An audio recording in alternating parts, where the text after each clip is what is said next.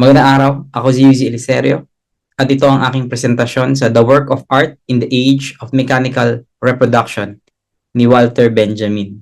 Mas akma daw yung salita na reproducibility sa pagsasali ng original na Aleman.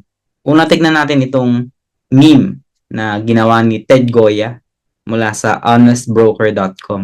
Medyo nakakatawa pero may kabatiran. Sabi niya, sa slow traditional culture, naglalaro ka ng sport. Sa mass media type ng culture, nanonood ka ng sport. At sa dopamine culture, sa kasalukuyang estado ng kultura sa kanluran ngayon, magsusugal ka, pupusta ka doon sa sport. Mula paglalaro, papunta sa panonood, papunta sa pagsusugal. Lahat na raw ginagawang addictive ngayon sa ilalim ng kapitalismo.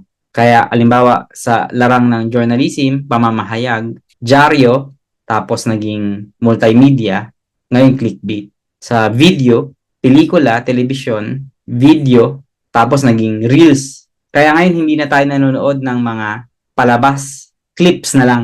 At yung pinaka nakakatawa yung relationship, sabi niya, sa lumang tradisyon, mag-aasawa, sa modernong kultura, free love, at sa kultura ng dopamine, swipe left na lang, swipe right, dating apps na lang. Iyon na yung level ng intimacy. Doon sa modernong kultura, may intimacy pa rin. Sa dopamine culture, sobrang mediated ng teknolohiya yung mga relasyon ng tao. Doon na lang din sila nag-uugnayan. Ngayon, pumunta na tayo kay Benjamin. Katakataka ang paunang salita ni Benjamin. Nagsimula siya sa CP mula kay Valerie. Sabi kasi ni Valerie, ang mga malaking inobasyon magdudulot ng pagbabago sa paglikha ng sining at sa mismong nosyon natin ng sining.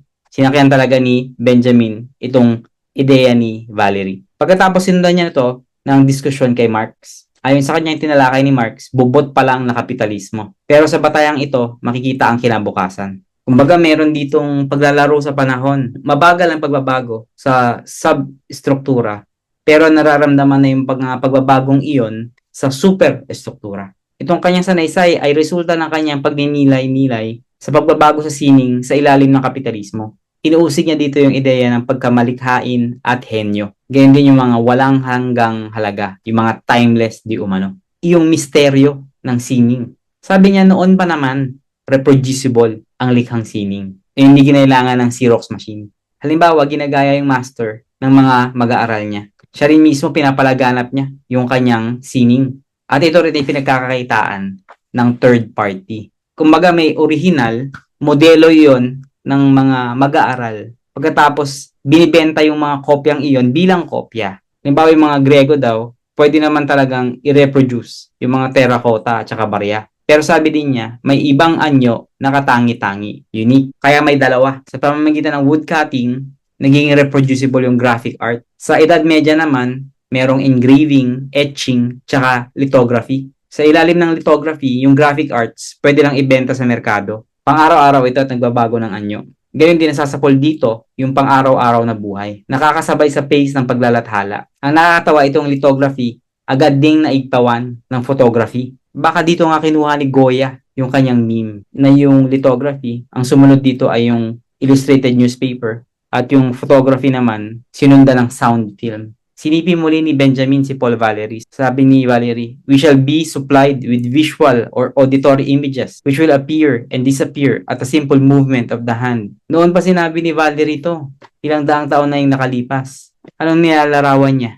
Scrolling. Pero katangi-tangi nga yung original. Ano yung meron dito? Una yung kasaysayan nito. Kumbaga, yung original ay merong lineage. Issue kasi ito ng authenticity. Kaya pagkaharap ng original yung kopya, nasa original pa rin yung otoridad. Pero ito ay manual na reproduction. Kapag technical na reproduction, iba na yung kaso. Isipin natin, ano nga ba yung original sa fotografiya? May kapangyarihan ng reproduction na wala ang mata. Dinadala ng reproduction ang likhang sining kung saan hindi pwedeng magpunta yung original. Kaya halimbawa, kung gusto mo ng musika, orkestra, ganyan, opera, hindi mo yun pwedeng iuwi. Iuwi mo yung conductor, no? Iuwi mo yung composer, iuwi mo yung cellist. Pero pwede mong iuwi yung CD Napapalitan yung unique na pag-iral ng original ng maraming kopya. Dito na pumapasok yung susi niyang konsepto ng aura. Ito yung naluluoy sa panahon ng mechanical na reproducibility ng sining. May aura yung natural na mga bagay-bagay. May distansya sa pagitan mo at nung natural na phenomena. Malayo yung bundok, yung sanga na pinagmamasdan mo sa tagimik. Yung nakikita ng mata, unique at permanente. Samantala, yung imahen sa magazine, pansamantala at reproducible. Basahin natin yung CP. To pry an object from its shell, to destroy its aura, is the mark of a perception whose sense of the universal equality of things has increased to such a degree that it extracts it even from a unique object by means of reproduction. Parang medyo ang dating nito ay makakanan. Pero hindi ganon si Benjamin. Hindi siya kumakapit sa isang lipas na nakaraan na feeling niya ay mas autentiko at mas dalisay sa modernong panahon. Halimbawa niya yung statwa ni Venus. Yung mga sinaunang Grego, sinasamba ito. Parehong bagay sa Edad Media, naging obheto ng takot o pagsususpecha. Ang punto ay bahagi ito ng tradisyon. Nagbabago man ang mga halagahan. Kinokonekta ni Benjamin yung likhang sining sa ritual. Sabi niya, ang unang halagang gamit, use value, ng autentikong likhang sining ay sa ritual. Yung mga maaaring i-reproduce, kumakawala sa ritual. Kumbaga nawawalan sila ng kapangyarihan, ng misteryo. Balikan na natin ngayon yung fotografiya. Sa negatibo ng isang picture, ano ang original na picture? Di ba wala? Lahat yon may parehong ontological na status. So kapag may negative, yung negative, yun yung paano ba ipaliwanag ang negative? Sa traditional na camera, mapupunta muna yung imahen sa negative at yung negative, dine-develop para maging larawan. Kaya kunyari, digital artist ka, ginawa mo sa Procreate yung artwork mo. Nasaan yung original doon? Unang in-export mo bilang JPEG or PNG, wala iyong prioridad doon sa pang 100 mo na in-export na PNG o JPEG. In fact, naisip mo, ba't mo nga naman gagawin yun na mag-export ng marami? Pag in-upload mo yung PNG at dinownload yon ng ibang tao, yung original mong PNG, walang prioridad doon sa kopya. Noong 2022, 2021, nauso yung NFT, non-fungible token.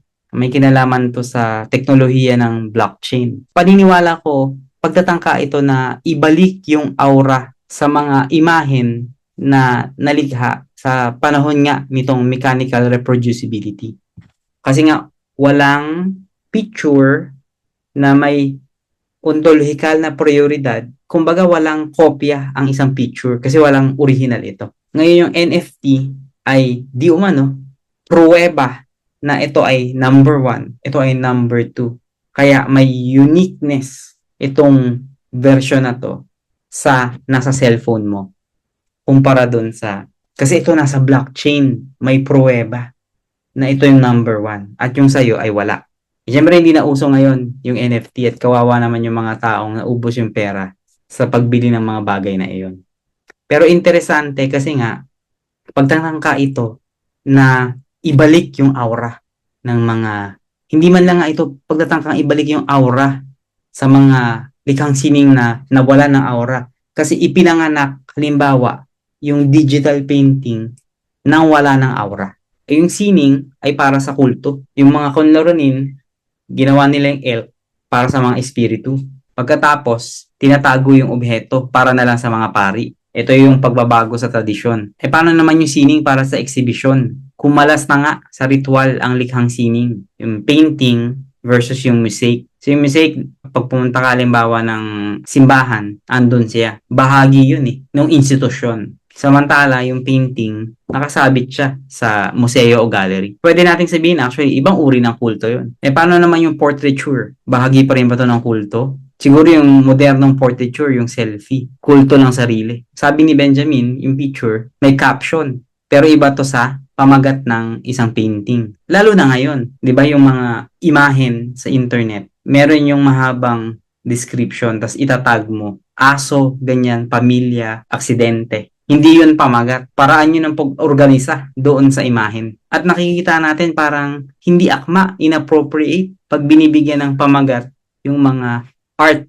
picture, yung fotografiya bilang sining. Hindi dahil hindi sining ang fotografiya, pero hindi siya painting. Hindi mo pwedeng itrato yung picture bilang painting. Lumalalim ng lumalalim yung analysis ni Benjamin. Sa pelikula, yung isang frame, isang picture, ay meron lang saysay ng kaugnay ng nauna at yung susunod na frame. Kaya sabi niya nagsasayang ang mga kritiko ng panahon pag tinanong nila, sining ba ang fotografiya? Malamang, pero ang dapat itanong, sa anong paraan binago ng fotografiya ang nosyon natin ng likhang sining? Pagkatapos ng imbensyon ng fotografiya, nagbago na ang sining mismo. Ito rin daw yung pagkakamali ng mga kritiko pagdating sa pelikula. Mali-mali daw na ikumpara yung pelikula sa hieroglyphs at painting. Siguro ngayon nakakatawa yung mga ganitong uri ng issue. Kasi syempre sa atin, malamang hindi nga dapat ganon. Sentido común yung mga sinasabi ni Benjamin. Ipagpatuloy natin. Para sa kanya magkaiba yung pagtatanghal ng aktor sa teatro tsaka yung pagtatanghal ng aktor sa pelikula. Kasi nga raw yung aktor sa pelikula hindi makatugon sa reaksyon ng audience. Ang aktor nga daw ng pelikula ay produksyon ng camera. Kaya tandaan natin, halimbawa, pag tumatanghal ka sa dula, andiyon ka, andun yung audience mo. Samantala, sa pelikula, yung camera ang audience mo. Ang audience ng pelikula ay nasa posisyon ng camera. Ang karelasyon ng audience ay yung camera, hindi yung aktor. Tingnan natin ito mula sa issue ng reproducibility. Hindi pwedeng i-reproduce yung pagtatanghal ng aktor sa teatro. Isipin mo, hindi. Kasi pwede mong i-video yung pagtatanghal ng aktor sa teatro at panoorin mo bukas o sa ibang tao, i-upload mo sa YouTube. Pero hindi.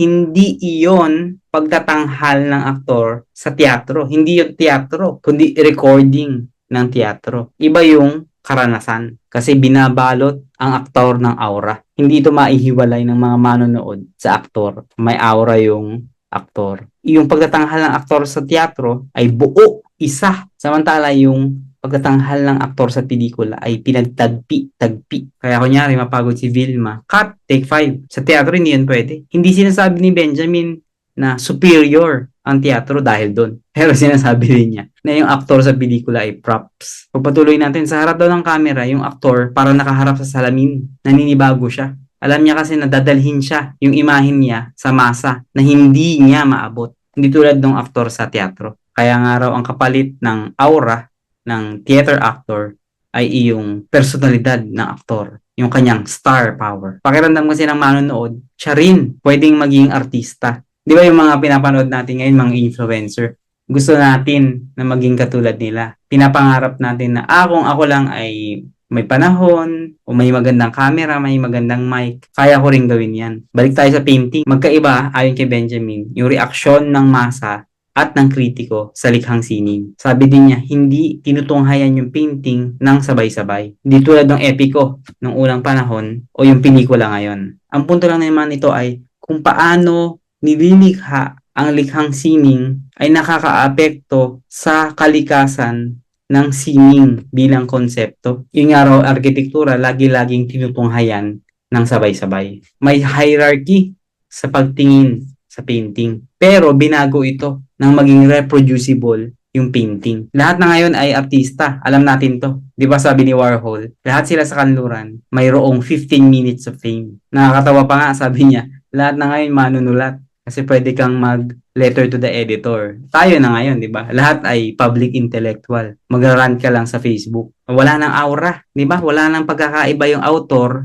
sa publiko. Kasi noon parang special yung mga may column. Ngayon ako may Substack din. Nagva-viral pa yung mga tweet ko. May reversal dito. May nilalaman ang anyo. Ang anyo ang nilalaman. Halimbawa, sa close-up, lumalaki yung espasyo. Samantala sa slow motion, bumabagal ang galaw. May nagaganap ditong depamilyarisasyon sa akto ng pagkuha ng lighter sa posturang nahati sa segundo. Katataka si Benjamin, sabi niya, layunin ng sining na lumikha ng mga hiling na sa kinabukasan pa mapagbibigyan. Halimbawa niya dito yung dadaismo.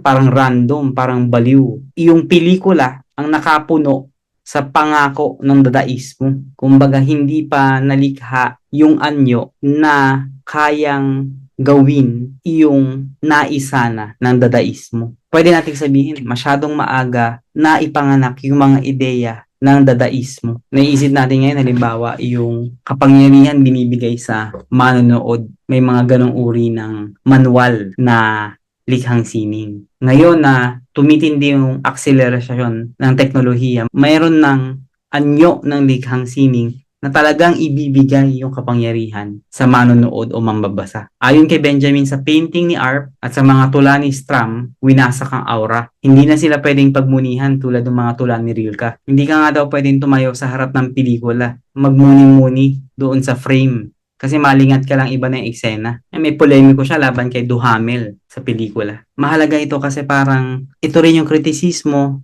ng mga sabihin na nating elite sa pangmasang uri ng sining sa kasalukuyan natin. Sabi ni Duhamel, yung pelikula daw ay pastime para sa mga alipin. Ito daw ay diversion para sa mga di-edukado, para sa mga nilalang na consumed by their worries. Puro lang daw to spektakulo na hindi kailangan ng concentration. Di ba ano to? Social media, TikTok, ina-assume daw dito na pagka bobo-bobo ng mga nanonood. Spektakulong walang ipinapalagay na talino at walang binubuhay na pagnanasa kundi maging artista din. Yun nga yun, lahat tayo gusto maging TikToker. Kaya ko rin naman sumayaw. Ang tanong, kailangan nga ba ng concentration pagdating sa sining? Babalik tayo sa arkitektura. Hindi tayo nagko-concentrate sa arkitektura sa pag-appreciate nito. Pwede mo naman gawin. Natitigil ka, tapos titignan mo ito yung mga arches. Ganyan. Para lang ding pelikula, pwede mo naman talagang i-pause tapos tignan yung frame. Sinabi ko kanina, hindi makakanan si Benjamin na naghahanap ng tradisyon na lipas na nostalgic siya tungkol dito. Siya nga ay forward-looking. Ibinibida niya halimbawa yung pelikula. Pero para siyang nakadroga dito. Sabi niya, the distracted person too can form habits. More, the ability to master certain tasks in a state of distraction proves that their solution has become a matter of habit. Distraction, as provided by art, presents a covert control of the extent to which new tasks have become soluble by apperception. Since, moreover, individuals are tempted to avoid such tasks, art will tackle the most difficult and most important ones where it is able to mobilize the masses. Medyo mahaba yung quote. Today, it does so in the film. Reception in a state of distraction, which is increasing noticeably in all fields of art and is symptomatic of profound changes in apperception, finds in the film its true means of exercise. Bago natin pagpatuloy, naaalala natin dito yung tala ni Eagleton na si Brecht daw, gusto niya yung mga dula panoorin habang umiinom ng beer, naninigarilyo yung audience, hindi bilang captive. Naaalala natin dito yung mga reklamo ng mga tao sa pelikula. Pag halimbawa, imbis na manood sa sinehan, ay nagsi-cellphone, nagkukwentuhan. Kasi nga, para sa mga cinephile, pumunta ako sa sinehan para manood ng pelikula. Gusto kong ma-immerse doon sa pelikula. Kasi nga parang ka nasa womb pag ikaw ay nasa sinehan, madilim. Kumbaga parang kulto yun, no? Sumasamba ka sa pelikula. Kaya nagagalit yung mga cinephile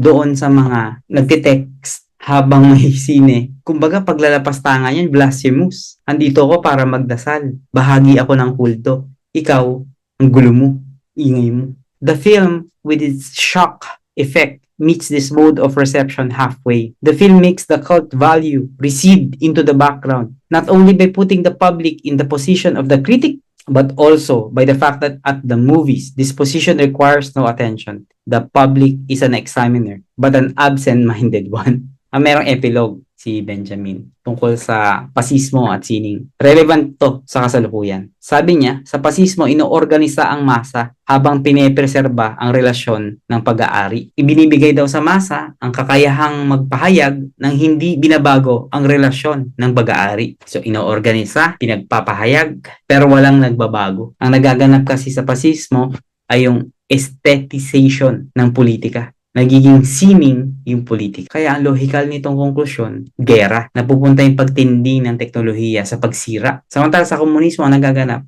ay yung politisasyon ng estetika. Naalala ko dito halimbawa yung mga warship sa culture series ni Banks na sila ay ginagawa o sinasadya na pangit o iniiwasan sila na maging maganda para hindi mahumaling yung mga miyembro ng culture, ng sibilisasyon ng culture sa gera. Iyon na lamang. Kung meron tayong isang mapupulot mula dito kay Benjamin, ito yon. Pag may umusbong na uri ng anyo ng likhang sining, imbis na itanong, sining ba ito? Itatanong natin, ano na ngayon ang sining? Ano na ngayon ang sining pagkatapos ng TikTok? Ano na ngayon ang sining pagkatapos ng NFT? Ano na ngayon ang sining pagkatapos ng generative AI? Ang mga likhang sining ay mula sa Microsoft Copilot at Google Gemini.